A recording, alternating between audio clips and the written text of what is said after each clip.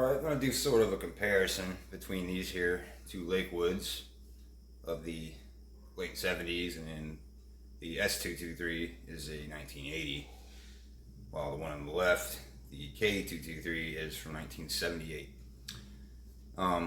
Yeah, I can't really do a full round comparison because I still have yet to think of an accurate way to measure airflow, but pretty much just all I could really do at this point is test the power draw between these two box fans here.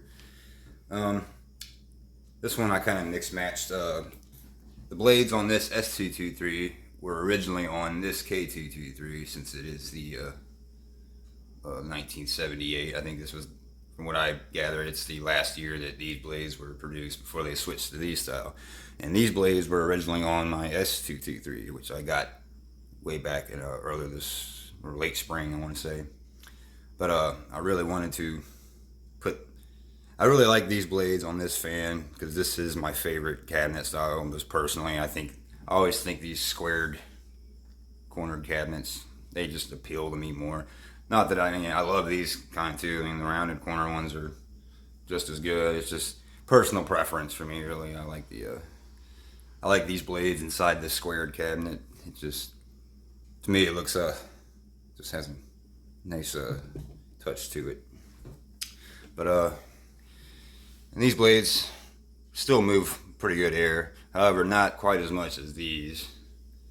I mean, and again, I can't really state that as fact, but most people that have these style blades, Lakewood, kind of know that they do project quite a bit of airstream, and these ones do too. I mean, these aren't really bad. They're just not as the velocity really just isn't the same on these.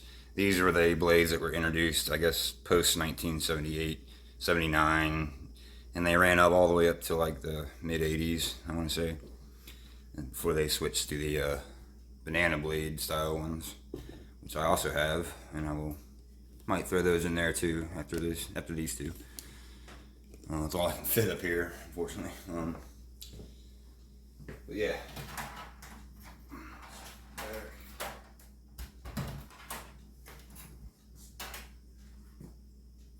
Both have the second Gen McMillan. I want to say that. I'm not really sure if I'm correct on that, but I believe this one is considered the second Gen McMillan, even though this one does have the square stator. I could be wrong, but yeah, this was the most recent fan I found. The motor was really dirty, and I did take it apart and clean it, but I could tell I didn't wipe down the rear housing. I could do a better job of wiping that down, but I got the inside of it and blew all the dust out before doing that and all that. And this one here has the more rounded stator.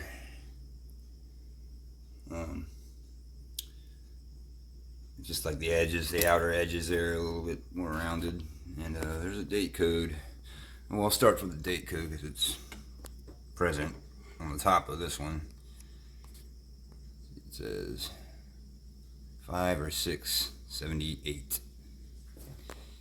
And that badge here before I forget. Lakewood Engineering Manufacturing Company, model. That's a long number. I'm not going to read that. 60 hertz, 115 volts, 2.40 amps, thermally protected, blah blah blah blah. Let's see the sticker on this. The date code on this motor, I believe, is on the bottom for some reason. But I'll get to that. There's a sticker on this one. You can see it. It'll focus enough. 115 volts, 60 hertz, and so the amp rating's the same on this one too. I don't really know the difference between the square stator ones and the rounded stator. To me, it bears no difference, but it could be something. I mean, I'm not too knowledge on that, on this certain specifics like that.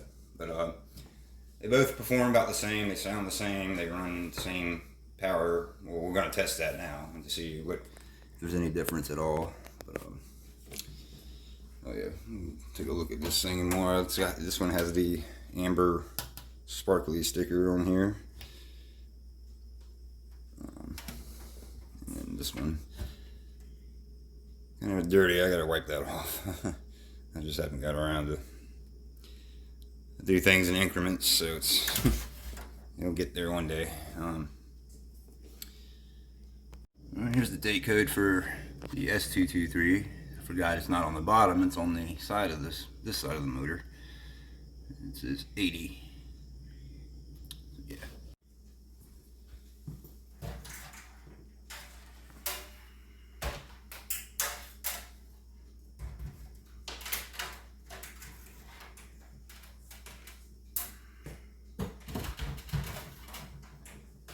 I'll start with the S223 first.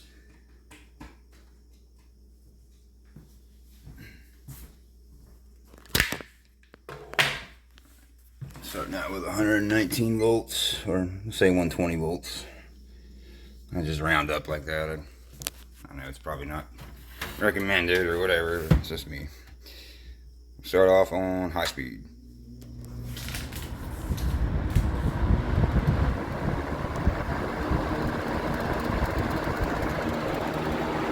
The grill's only rattling because it's on a hard countertop surface. That's just, it doesn't do it all the time.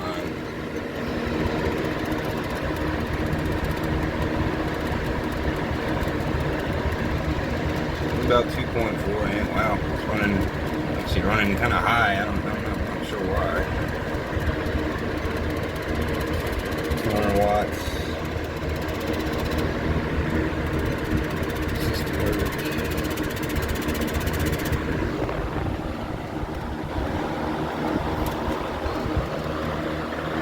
Definitely moving a lot of air. It's got a nice tone to it as well. Go down to medium speed.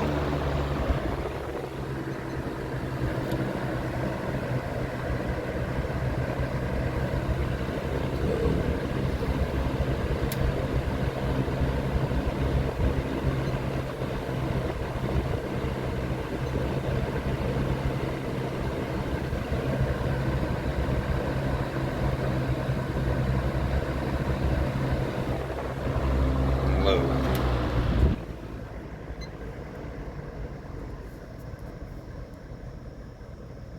1.2.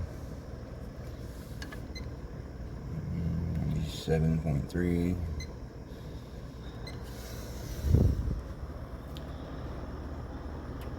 Yeah, even on low speed, it's, I mean, you can hardly hear it, which I like, and it's providing a nice airflow. I know it's hard to really prove that for viewing, but it's, you can take my word for it. These blades are just a bit better. Medium.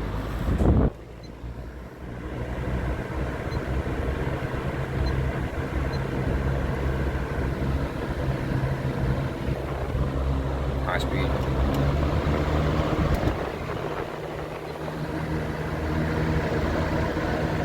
Okay, so it's going down a little bit more, just waking up, I guess. I haven't used this fan much at all this week. Maybe once. I think I ran this fan one time this week, earlier, maybe Sunday, I think.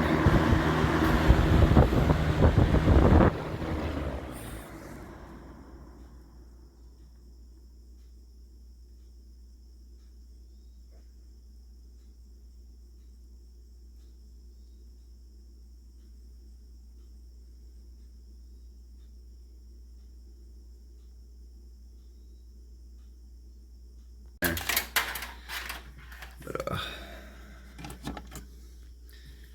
fire this one up on high speed.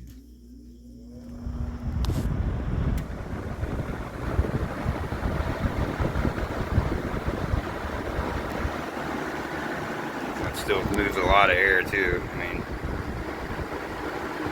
it just seems to lack a tiny bit less velocity, if you ask me. I mean, that's all, but it's still up front, really good airflow.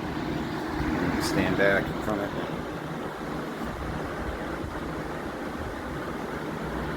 Still good. This one's at 2.4 amps.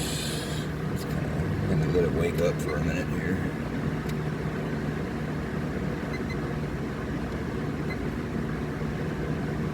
71, that's kind of a high power factor.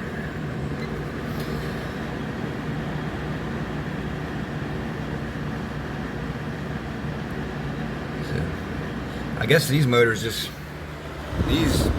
McMillans of this era with the square stator, I guess they draw a little bit more power, but it's not much.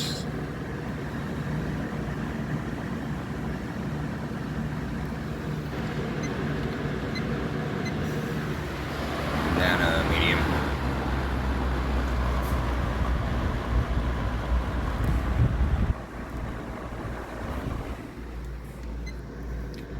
.8, 57. Look.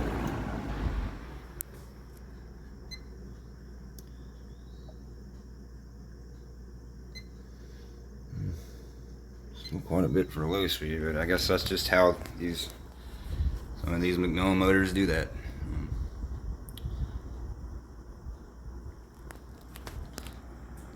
Has nothing to do with the blade, really. I mean, this fan handles it fine. Medium. High speed.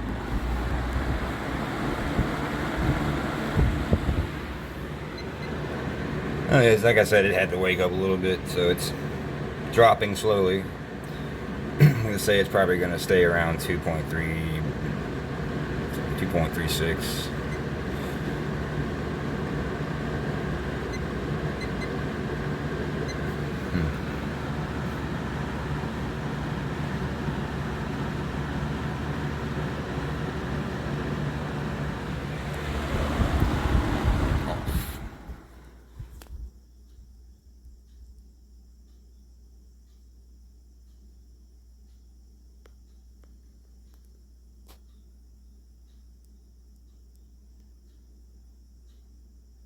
Bearings are pretty good, although it might need a second oiling. I've only oiled this thing one time so far upon cleaning it upon my acquisition.